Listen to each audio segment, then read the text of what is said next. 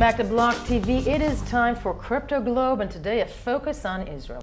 An Israeli bank, Bank Hapolaim, is subject of a new class action lawsuit filed to the Tel Aviv court by a Bitcoin investor who the bank refused to onboard due to his digital holdings. Now, while Israeli law does not forbid deposits that originate in crypto, banks have been leaning conservative and refusing to accept such deposits, claiming, of course, KYC and AML considerations. Joining me today to discuss this issue, which is, of course, not just a problem in Israel, is Lior Lahav, the attorney who submitted the lawsuit representing his client, Ido Schneer. First of all, hello to you. Hi. Great to have you. And we're also joined from Tel Aviv by Ron Gross, a Bitcoin investor who is also suing the same bank independently for similar reasons. Thank you for being with us. Of course, I'm going to start with the law. Lior Lahav, the attorney representing this case, first of all, tell me, once again, courts need to accept it. Where does this stand? When did you submit? Break it down for me. We submitted a motion to the court. We asked the court to accept our suit as a lawsuit, right, as a class action suit. It would take time, of course. The bank has something like 19 days to respond, and then we'll go to a hearing. And basically, I think that in the next year, we'll hear nothing about it. Why? Because this is the way things work in Israeli courts. It takes time.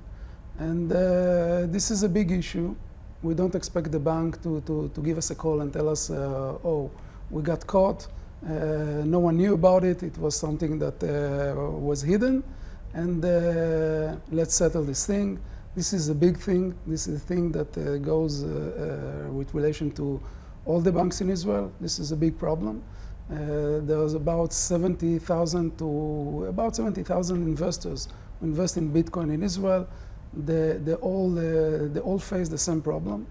Most of them, I guess more than 90% are ordinary people that invested in this thing, which is completely legal. And then when they went to the bank and said, I want to deposit money, and the bank asked where it comes from, yeah.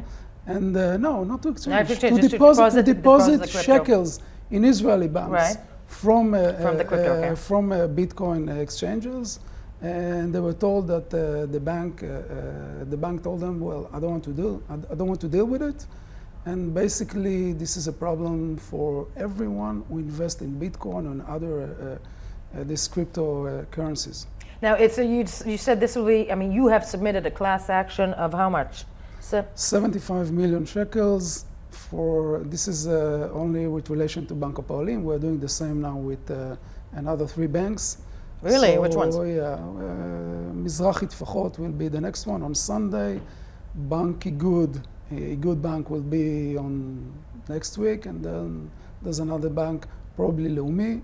As I said, it's not a problem only for that specific bank. It's the banks in Israel right now at this point. All the banks in Israel are doing the same thing. This is another thing that we can think about. How come all the banks reach the same conclusion, which is completely against the law? Now, you're staying with us, obviously, Leo, because joined, as we said, by Ron Gross, Bitcoin investor. Ron, you're one of these fabulous people, one of these fabulous people who early on onboarded onto crypto and lucked out, right? You're suing Hapolaim independently for what reason? Right, so just to be clear, I haven't yet filed my lawsuit. It's going to be filed within a month or two after the summer break.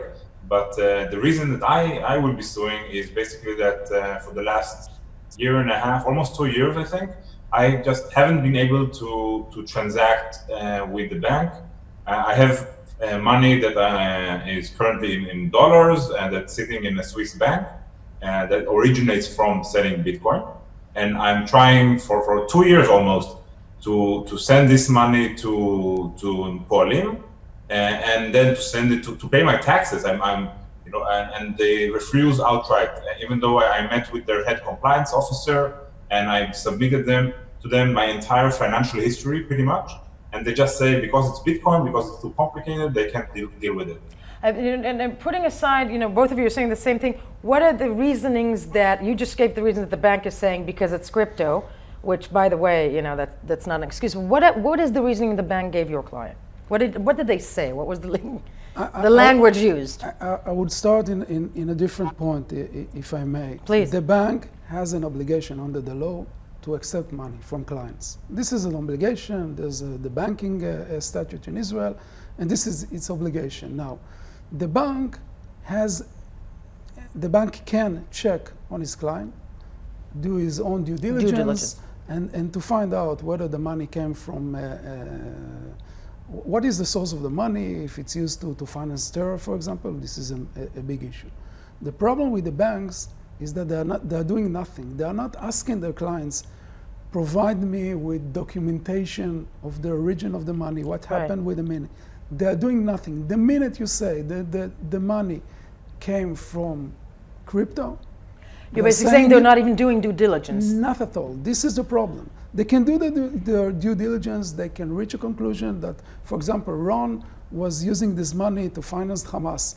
Maybe. Ron, I have a feeling you didn't do that, yeah, right? maybe he didn't. I don't know. I'm not familiar with Ron and Ron's history, Yeah. but I'm saying this is a conclusion that reasonably a bank can reach. But a bank cannot be in a situation where he's saying, well, if this is a crypto money, well, I don't want to hear about it. Please don't come to me. I don't want to hear about it. I don't want to check anything.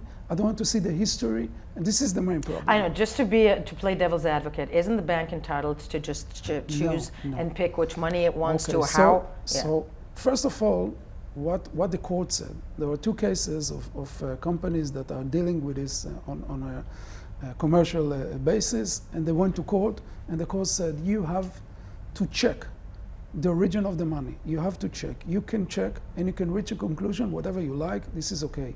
But you cannot be in a situation that you're saying to people like Ron, well, if it comes from crypto, I don't want to deal with it. This is what they say, and this is the main problem. Now, this, again, I'm saying this is obligation. This is not something you get from Israel. And that's a question. Can you draw a comparison where in other places around the world, needless to say, crypto yet not a mainstream mass adopted, but definitely something that is not going away. Can you equate this? Where does, in other places around the world where people are facing the same thing?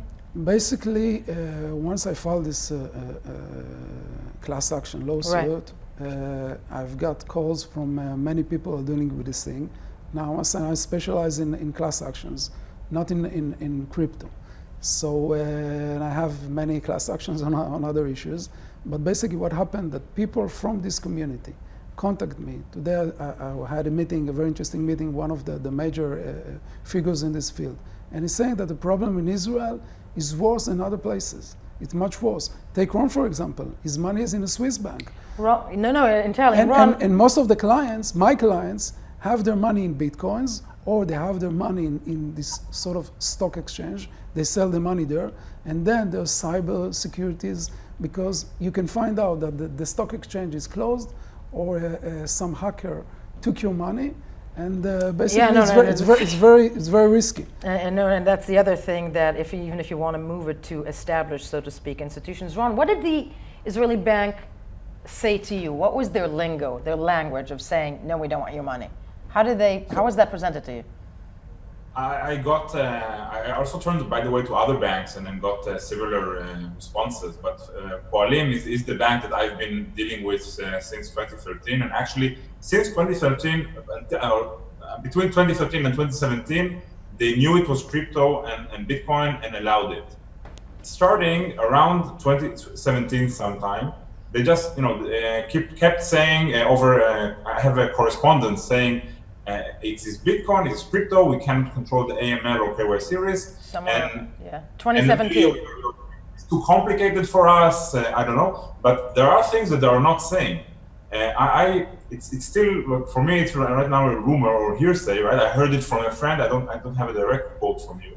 No, thank you for quantifying this. Okay, saying what? The rumor. But from what I understand, all the banks in Israel, there is a reason why the banks in Israel don't do it. It's not because they hate Bitcoin. This is because the Bank of Israel, under the table, so to speak, tells them don't deal with Bitcoin. So in some way, it's not really the bank's fault. The Bank of Israel is telling them unofficially, don't touch crypto. And as we said, we don't know that for a fact. It's no secret, though, that between the old fiat world and crypto, there's clearly, the tension for obvious reasons, especially in this turbulent monetary global days, age. Finally, but Lior, I'm wondering with you, as you said, you don't expect to hear anything throughout the next year. You don't see a situation where, because throughout the world crypto is being more accepted in the United States, people are asking to pay their taxes, or we're looking for clarification on how to pay their taxes. It's more than that. You can buy now your vacation on Expedia with Bitcoin. You can pay for your license in Microsoft in Bitcoin. This is clearly not something which is illegal. What needs to change in Israel specifically? I think that, first of all, I think that the banks have another issue that I'm not speaking about. They're saying, I don't want to deal with it. I'm afraid this is money laundering or terror. But basically, I don't think this is the case. I think that with banks, they think that they cannot charge the client for the cost of getting to know the client. This is the main problem, because if they could charge every client, like Ron, take Ron for example, they'll say, well, if you want to put your money from Bitcoin, it would cost you 10,000 shekels. We'll do our due diligence. It will take us 2 months and we go back to you. Okay, but do your job, so to speak. Yeah, but they don't have because they are regulated. They cannot charge for things which are not under regulated. So basically, they don't want to put the manpower to check all these things, and this is the main issue, because basically, you can check it for example, in Bitcoin, all this world, everything is so documented. Ron can show when the money went out. That's the mind-boggling thing. It's the blockchain. You can trace the whole goddamn thing back. Yeah, you can trace everything. So there's nothing there. It's better than, probably much better than cash. It just shows you the power of misconception, and which is mind-boggling in this digital age. But yes, it is all documented, and that's a bizarre thing. But maybe the courts of law is the place to do it. Liolav, you said that next week you'll be hedging the class action once again against several other banks. As we said, the banks in Israel not just not compliant, but not compliant with the times. Ron, as we said, by the way, I'm not making any connections here, but you got a lawyer here, by the way. You guys seem to be on the same page. You in the same boat, and as we said, Regulation Corner in Israel. I want to thank you both for being with us today. We were Block TV. We'll be right back. Thanks a lot.